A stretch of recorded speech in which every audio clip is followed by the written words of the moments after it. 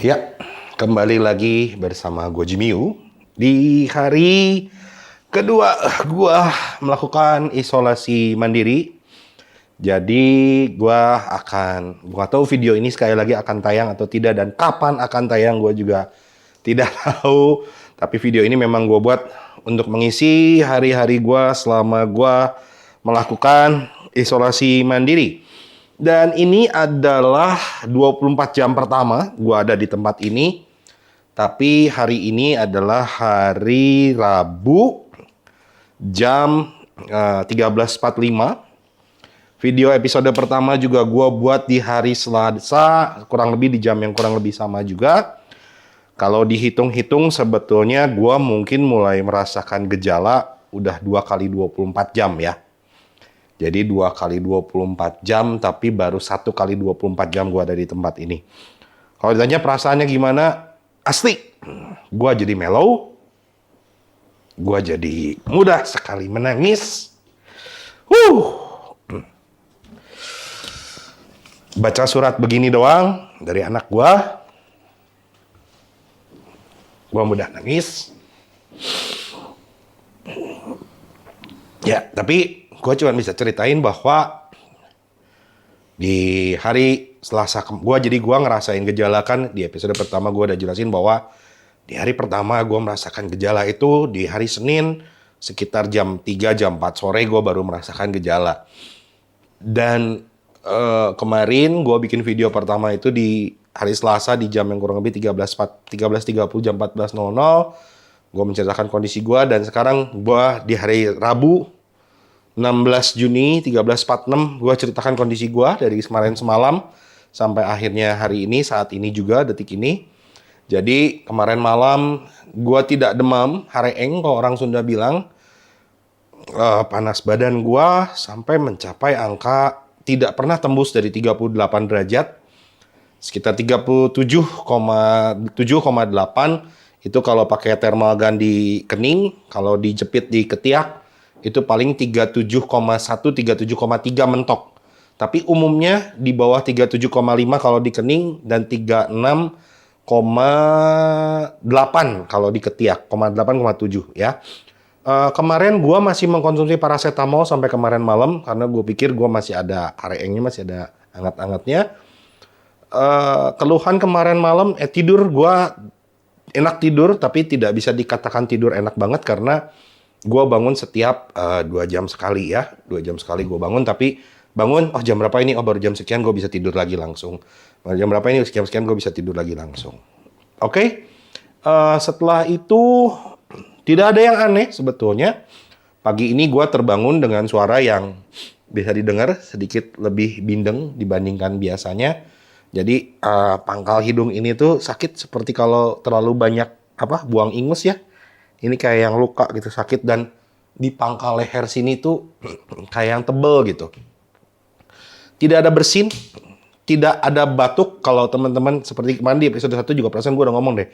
Kalau gue kan sering gitu ya. Ini nggak ada, hampir tidak ada batuk. Dalam satu hari ini, hari Rabu, mungkin gue mengeluarkan dahak itu sering. Mungkin sudah 6-7 kali gue keluar dahak dan memang keluar dahak kecil-kecil warna coklat hitam gitu ya. Batuk sampai batuk kenceng kayaknya enggak deh, belum deh, enggak ngalamin deh hari ini ya. Ada keluhan lain? Enggak. Demam gue sudah hilang. Hari ini gue baru sekali mengkonsumsi paracetamol, yaitu tadi siang jam berapa ya tadi ya, jam 12:30, jam 1 lah baru kok gue baru minum paracetamol.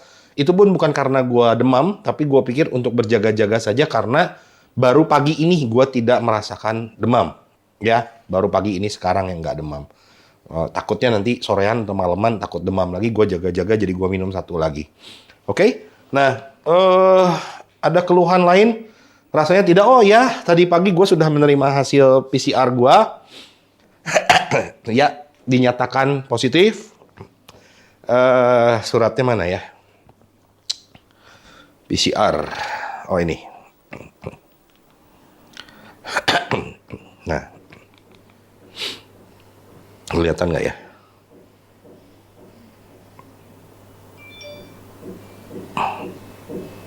Ya, susah ternyata. Gak apa-apa deh, nanti kalau video ini memang pengen tayang, nanti gue insert aja. Ya, gue sudah dinyatakan positif dan gue langsung beberapa temen yang tahu kondisi gue langsung menyarankan gue untuk minum vitamin A, vitamin B, vitamin C, dan lain-lain, dan lain-lain. Nggak ada vitamin A, deng. Cuman gini loh, guys, gue cuma mau cerita di masa gue mengalami positif ini. Sekali lagi, mama papa gue juga belum tahu. Kenapa nggak dikasih tahu? Takut mereka worried, takut mereka khawatir, dan untungnya mereka juga nggak nyari gue. Mereka biasanya nyari istri gue, Velia, dan juga nyari anak-anak, cucu-cucunya. Biasa jarang nyari gue, gitu. Paling cuma nanya doang, Jimmy kemana? Dibilang lagi meeting juga udah beres, gitu. Nggak akan nyari untuk lihat mukanya, gitu. Cuman gue tuh, sama mama gue tuh, ada satu ikatan yang aneh. Jadi, kalau gue sakit, biasanya mama gue juga sakit, gitu. Contoh nih, gue mules. Biasanya mama gue juga mules, gitu. Dan kadang-kadang kita suka kontek-kontekan. Mama gue suka tiba-tiba nelfon. Mama cuma mau nanya, lu lagi nggak enak leher nggak? Iya. Iya, soal mama tiba-tiba nggak enak leher. Kamu juga nggak enak leher? Iya, sama. Nah, dia tuh begitu. Nah, masalahnya kemarin dia ngomong sama adik gue, gitu. Adik gue ada di Jakarta, di Tangerang. Dia ngomong bahwa mama anak kenapa ya? Mama tiba-tiba hareeng, katanya. Dan adik gue tahu kalau gue positif. Adik gue cuma bilang, mungkin mama terlalu banyak kepikiran Andi. Katanya Andi tuh adik gue ya. Ya mungkin juga sih, kata mama gue. Padahal dalam hati adik gue, mama hareeng karena si Koko sedang hareeng, karena si Koko sedang positif sebetulnya. Dan mama gue tidak tahu, dan mungkin suatu hari nanti mama gue nonton video ini, I'm sorry ya mah ya pak. Jujur sih gue merasa bersalah ya. Gue nggak bilang sama mama papa gue. Gue juga nggak dapat support mereka. Tuh kan, mellow lagi kan. Merasa dosa sih. Gue nggak bilang sama mereka, cuman ya ini untuk kepentingan mereka juga. Daripada mereka khawatir, mereka jadi kepikiran terus gimana kondisi gue, sibuk mikirimin gue makanan dan lain-lain, mendingan mereka nggak usah tahu gitu. Mereka akan gue kasih tahu mungkin setelah Velia anak-anak sudah PCR, dan apapun hasilnya, mau positif mau negatif, ya mudah-mudahan, pasti gue berharap anak-anak gue, istri gue semua negatif. Dan dari hasil itu baru gue mau bilang, saya positif, Velia dan anak-anak negatif, atau memang amit-amit Mama kita sekeluarga positif. Tapi saya sudah berjalan sekian hari dan mungkin saya udah tinggal menunggu masa penyembuhan. Jadi mereka nggak usah terlalu worried, karena pada saat gue membuat video ini mereka sedang menerima berita bahwa banyak teman-temannya yang positif dan masuk ICU gitu ya. Kondisi lain di hari ini, gue hari ini udah dapat oximeter. Ada yang mengirimkan gue oximeter. Dan kadar oksigen gue cukup oke. Bisa teman-teman lihat. Nah, jadi yang bagus itu kalau di atas 95% katanya. Jadi gue antara 97 dan juga 98%. Ya, good ya. Oke, oximeter aman, demam sudah mulai hilang. Tinggal bindeng aja sama leher ini yang masih ngeganjel. Setelah itu gue rasanya tidak ada keluhan apa-apa lagi. Mual tidak, diare tidak, bahkan gue susah BAB. Biasanya gue akhir-akhir sebelum gue kena, gue sempat kayak diare gitu, kayak mencet-mencet gitu. Mungkin itu salah satu gejala kali ya. Gue tidak bisa BAB, tapi tadi pagi gue bisa BAB lumayan cukup baik. Dan gue cuma bisa berharap bahwa vaksin yang ada di dalam badan gue bisa segera bekerja.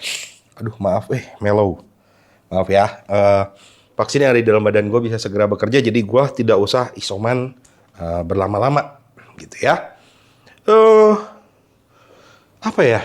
Satu hal yang gue pelajari, gue pikirkan hari ini adalah, guys, gue nggak tahu setelah nanti gue sembuh, setelah gue keluar dari tempat ini, setelah gue dinyatakan negatif, istri gue negatif, anak-anak gue juga negatif, dan memang kita sudah bisa hidup lagi seperti keluarga seutuhnya. Gue nggak tahu tindakan apa yang akan gue lakukan, tapi yang pasti gue cuma bisa bilang bahwa COVID ini benar-benar, gue selama ini gue percaya kok dengan yang namanya COVID ya. Kalau dibilang prokes gue lalai, gue tidak terima itu, karena gue sangat percaya dan gue sangat takut sebetulnya dengan COVID. Gue selalu bilang sama orang-orang bahwa gue sangat takut terkena COVID karena gue tidak sanggup menerima kenyataan bahwa gue harus isolasi mandiri seperti sekarang ini. Gue bukan orang yang banyak duit, bukan orang yang tabungannya banyak banget, ya, banyak kebutuhan juga dan pendapatan juga tahu sendiri lagi kayak begini. Tapi gue dihantam kondisi seperti ini rasanya, sangat mengerikan sekali. Dan yang pasti, gue sangat banyak kesempatan untuk berpikir. Ini rambut juga lepek, gue juga baru olahraga. Banyak kesempatan juga untuk berolahraga. Banyak kepikiran juga untuk introspeksi. Dan yang paling pasti, membuat gue jadi lebih mellow, ya. Bisa tiba-tiba denger cerita dari istri kondisi di rumah gue nangis. Baca surat dari anak gini aja. Ya so sweet sih, tapi anak gua bikin kayak gini tuh bukan baru sekali dua kali, sering gitu loh. Cuman entah kenapa gue lihat yang ini gua langsung nangis gitu ya. Banyak hal sebenarnya yang mungkin karena faktor gua di sini sendiri, gua diem dalam kondisi gua dinyatakan positif, sedikit banyak membuat mental gua down kali ya. Karena orang selalu ngomong, lu harus semangat, lu harus happy. Gue selalu bersemangat karena gue pengen cepet pulang. Gue pengen cepet kumpul lagi sama istri dan anak-anak gue. Gue tidak berharap gue bisa berlama-lama di sini. Kalau gue udah PCR dan memang gue bisa mendapatkan hasil negatif, gue mau isoman berapa lama pun gue akan lakukan. Tapi tidak terpencil dan tidak terpisah dari keluarga dan anak-anak. Tidak membohongi orang tua bahwa gue sedang positif. Minimal semua orang-orang di sekitar gue tahu. Dan yang paling pasti, guys, tidak enak guys. Ngomong seperti ini guys. Gue tuh paling senang bermain game di handphone, di PS gue. Believe it or not, 24 jam gue di sini, gue belum sama sekali membuka game di handphone gue. 24 jam di sini gue sama sekali belum membuka game di iPad gue. Nonton pun belum. Biasanya gue Netflix, Disney Plus, apa. Selama gue 24 jam di sini gue belum melakukan itu semua. Gak tahu kenapa. Cuman yang paling pasti gue cuma bisa bilang, guys, selama lu masih sehat dan selama lu belum pernah kena COVID, gue kasih tahu. Prokes 5M, percaya deh ya. Gue sendiri juga 5M, gue taati, tapi gue juga sampai sekarang masih bingung gue kena di mana. Karena dalam kondisi saat ini, gue lebih menganjurkan, please stay at home. Percaya deh sama gue. Ya, sumpah guys, gak enak banget. Oke, sampai segini dulu. Gue cuma bisa bercerita, sorry. Mudah-mudahan besok kondisi gue, episode ketiga gue akan lebih baik lagi. Tidak banyak yang bisa gue ceritakan di hari yang kedua karena memang tidak terlalu banyak perubahan yang signifikan. Oh ya, gue mau kasih lihat obat-obat gue. Nah, ini sebagian obat-obat gue. Zinc. Ini penting katanya. Ini E250.